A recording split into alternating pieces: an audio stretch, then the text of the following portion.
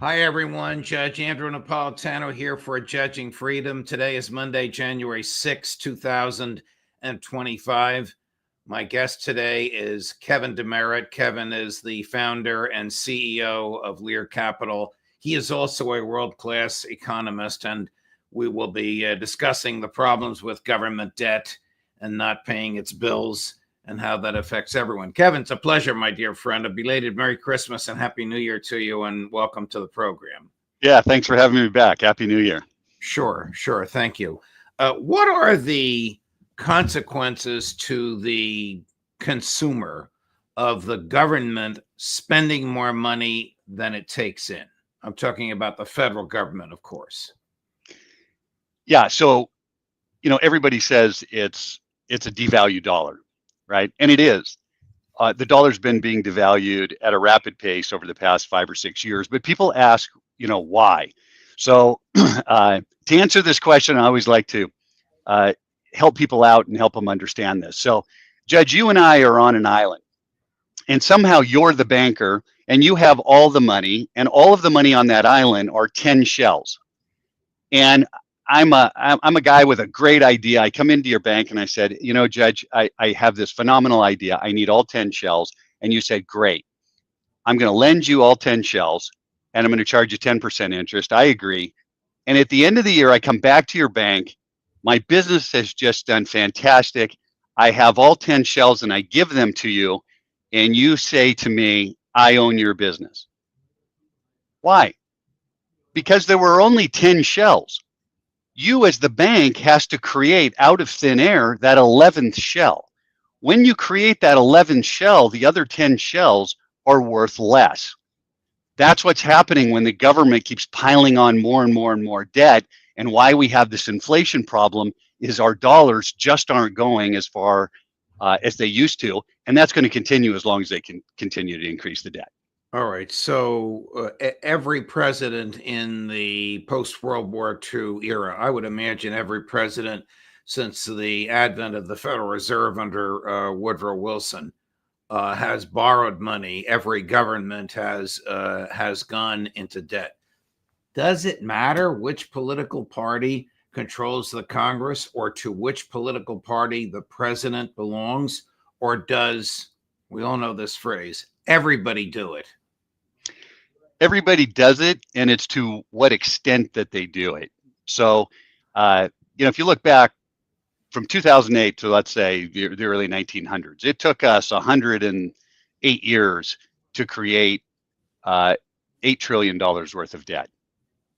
From 2008 to where we are right now, we've just created 36 trillion. So from 8 trillion in 2008 to 36 trillion. Most of the time, what you typically find is that under Democratic presidents, they like to spend more money on social programs and so on and so forth. There's been some instances where, Republican presidents have had to spend, and then you get a recession and everybody wants to spend to try to help that out. So to answer your question, a little bit more on the Democratic side, but for the most part, it really hasn't mattered that much up until recently who's been the president. You may be channeling my dear friend, Senator Rand Paul of Kentucky, because he gave a long speech. We've excerpted clips from it on the floor of the Senate just 2 weeks ago, in which he talked about what you just mentioned, devaluing the dollar. Chris, cut number 10. During the last 4 years, groceries, meat, poultry, gasoline, rent, everything's gone up on average at least 20%.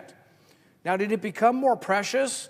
Did we all of a sudden lose a supply of things? No, the dollar became weaker. The dollar became diluted because we had to buy all this debt. So it's a bait and switch. What we do is we expand, this week, $200 billion for Social Security, $100 billion for disasters, that's $300 billion, $30 billion for farm subsidies, $330 billion unpaid for. But the people here gathered, the vast majority of them that will vote for this will go home, pat themselves on the back and say, I brought you stuff. Isn't that what you want me to do? Bring you free stuff. Well, it's not free. It has ramifications. They're destroying the dollar. They're destroying the country. And yet it goes on. One of our viewers writes, it'll be $50 trillion in a couple of years at this rate. Do you basically agree with Senator Paul's analysis? Oh, 100%. Government spending used to make up around 30% of the economy, and now government spending is around, 42% of the economy. It's just absolutely through the roof. Government spending is around $12 trillion annually. To put that into perspective, if you laid $1 on top of each other dollar for $12 trillion, that would go to the moon 32 different times.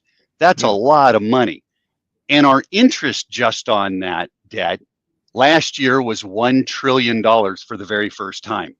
So the government at some point is going to start spending more money on interest than it does on every major program, defense, infrastructure, education.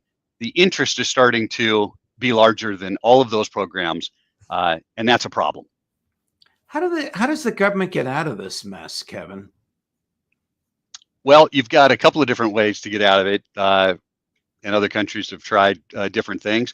One, you inflate your way out of it, which means you just keep right on printing money and pay back with dollars worth less. You default on it, which I'm pretty sure nobody wants to do that. Default would mean that the people who have loaned money to the federal government would not get it back. That's correct. Okay. Yeah. Every country, Greece, you can rattle off a few of them, even Mexico, they've defaulted on some portion of their debt, and to try to borrow money around the world, it makes it very, very difficult, and I don't think politicians want to go there. The other way to pay it back or pay it down is to pay back the debt.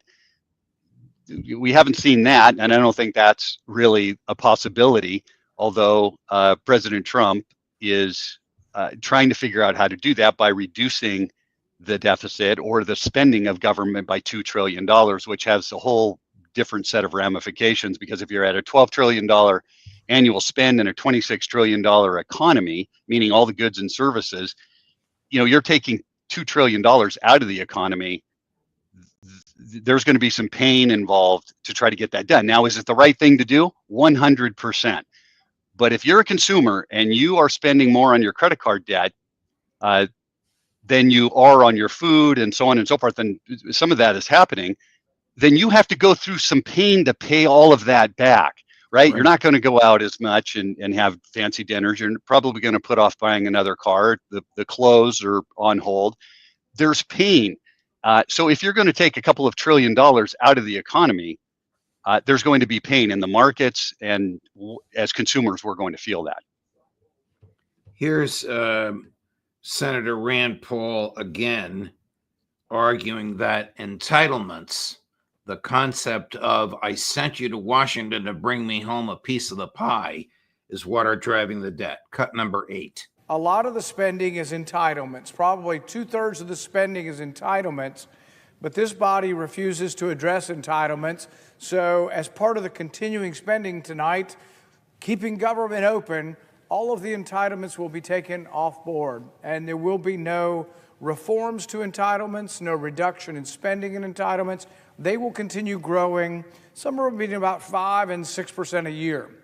Almost everybody on both sides of the aisle acknowledges that entitlements are the problem. Entitlements are driving the debt. And entitlements are nowhere authorized in the Constitution, but they're so integral to our society. I don't know what would happen if we stopped them. I mean, Jefferson and Hamilton, who, as you know from history, hated each other, agreed on one thing: when the federal treasury becomes a federal trough and the public realizes that, they will only send to Washington people who promise to bring home the biggest piece of the pie. Rand Paul, his counterpart, interestingly, also from Kentucky, Thomas Massie in the House, are two of the very, very few people that vote against all this stuff. Everybody else votes in favor of it. Republicans, Democrats, liberals, conservatives, progressives. Well, libertarians don't, but just about everybody else does. That's right. And people have to remember that 1/3, well, used to be 1/3, now it's more like 40% of our economy is driven by government spending. So if that spending stops, then private businesses will lose contracts, jobs disappear, and the stock market potentially nosedives. Just Right. depends on how much you pull out. So, imagine pulling the brakes on a speeding train. It's not a smooth stop. That's why they call it a train wreck. It's something completely different. So is it the right thing to do? I keep asking this question is it the right thing to do? 100%. Nobody's going to say, no, it's not the right thing to do. Well, maybe a politician trying to get reelected would say, no, it's not the right thing to do. But normal people would say it's the right thing to do. Are you willing to go through the pain? There is going to be pain in the markets, there's going to be pain in your pocketbook if the government stops the spending. All right, so here's a sacred cow that nobody in the government is willing to touch, the Defense Department. The budget is just a little bit under $900 billion a year. That is more than the next 10 countries combined spend on defense, even though Russia has a bigger army and China has a bigger navy. Nobody can get their arms around the defense budget. They keep losing audits year after year after year. They can't find tens of billions of dollars. What can we do about it? Well, I think Elon Musk has the best solution. Put a smart guy in there that understands finance and accounting, and try to figure out where the lost money is going, and try to figure out how to get the spending under control. But again, the question is, where do we stop the spending? Do we stop and cut defense and weaken national security? Potentially, or do we cut social programs and face, mass public outcry? Potentially, but you have to get somebody in there that's unbiased and try to figure out where all this money is going to see how much you can actually cut. And I bet you there's a lot of fat at $1 trillion. But to put that into perspective, just think about this. The interest on the debt is more than national defense now. Correct. How do you fix that? That is a bigger problem because that one keeps growing. I can control the other one. I can't control how much interest if these people keep spending money. I can't control that. Kevin, does the government ever reduce principal? I think the answer to that is no. They roll it over, but they don't reduce it. We're still paying interest on the debt that Woodrow Wilson created to fund World War I. That's right. Yeah, they don't really pay it back. To be fiscally responsible in the government, they basically slow down the spending to a degree that 10 years from now, we've inflated away some of that debt, and we've not borrowed as much against it, so it's a lower percentage of our gross domestic product, so taxes will pay more of that debt. And the only other thing they have to do is lower interest rates. But even if you're going to lower interest rates, it's still a third party type of a market. It isn't the government saying, hey, we're only going to pay you this much on the debt. There's a market out there saying, well, you've got to give me X if you want me to buy that debt. And that's one of the problems is people are asking for more and more interest when the debt is so high. And again, like your listener said, there's no end in sight. They're talking about it the next 10 years being over $50 trillion. And if it's the government making that estimate, then you can almost, increase it by another 20%. Here's Senator Paul again arguing that we will continue to spend money, whether the government is open or closed, whether we have the money or not. Cut number 7. Well, we've arrived. We're here at last. Another government shutdown averted. The government will remain open. I'm not sure if that's good news or bad news. People need to know, yes, the government will stay open and it will not be chaotic. Congress can adjourn, which is probably a good thing when Congress adjourns. But the thing about government staying open is we will pass something called a continued resolution. What does that mean? It means we're resolved to continue. Continue as we have for really decades. We will continue to spend money regardless of whether we have it or not. We will continue to spend money at a pace such that we will accumulate about $2 trillion in debt each year. The deficit will be about $2 trillion. Now, the spending is comprised of a lot of different areas. It's about $6.8 trillion in spending, and we bring in about $4.8 trillion in revenue. So it's about a $2 trillion mismatch. Well, he's right, Kevin. He certainly is. What can people do in the short run and in the long run to confront the ever shrinking value of the dollar, because it doesn't appear as though the federal government is ever going to change its ways? Well, we can just look over time. Look, I'm going to be biased because, I have a precious metals company. But if you look at precious metals since the year 2000, when really we saw a lot of additional spending because Greenspan started off with, okay, we have the dot-com bubble, and so let's spend some money in the economy. And that's really where we get this quantitative easing really began then. And so what happened when quantitative easing started and the dollar started to fall? Well, the precious metals market has outperformed the stock market since 2000. That's all you have to know. If you're increasing the debt and you're decreasing the value of the dollar, then tangible things like real estate and precious metals are going to hold or increase in value.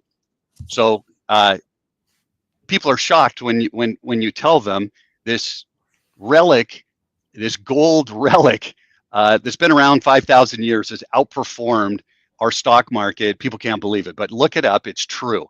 That is going to be one of the best and most liquid ways that you can protect yourself against a falling dollar and the volatility in the market. And, look, we've been talking about government debt.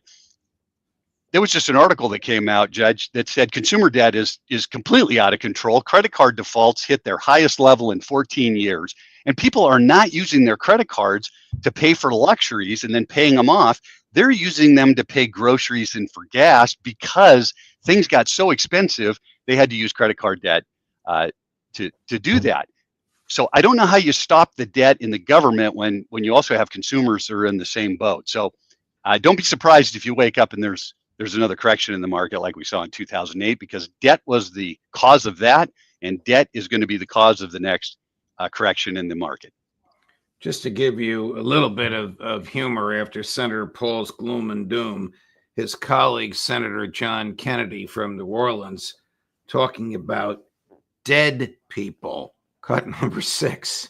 There is one constituency that is not going to be able to fight us in our quest to scrutinize federal spending, and I'm referring to dead people. And that's what I want to talk about today. I want to talk about dead people and the fact that they're getting money from the federal government. In fiscal year 2023 alone, this is just 1 year, our government sent $1.3 billion, not $1.3 million. We sent $1.3 billion in checks to dead people. Those aren't my numbers. Those numbers come from the Office of Management and Budget. That's just 1 year. Not only is the federal government sending checks to dead people, those checks are being cashed. Now, I have heard, Mr. President, of dead people voting, but cashing the checks? You don't have to be God's perfect idiot to realize that there's fraud happening. And the federal government does not go after the people that cash dead people's checks. I'll give you the last word, Kevin. Yeah, look, a billion something that he brought up is almost a drop in the bucket. There are so many other problems in defense and the education and everything that Elon Musk and President Trump has been talking about to try to get this under control. This debt issue is the biggest problem in my particular.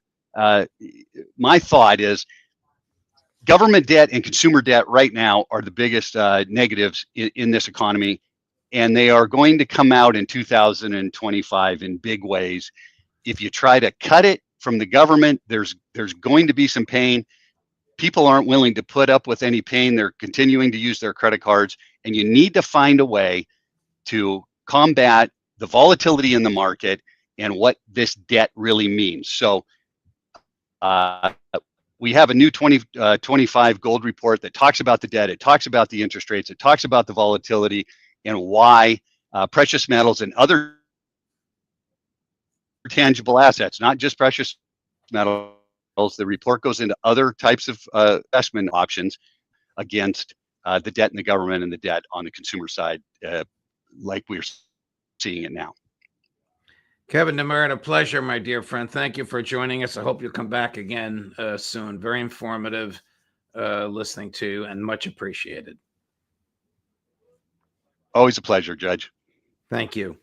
Coming up tomorrow, Ambassador Charles Freeman, Pepe Escobar, Kevork Almassian, Matt Ho, Karen Kwiatkowski, and the always worth waiting for, Colonel Douglas McGregor. Judge Napolitano for Judging Freedom.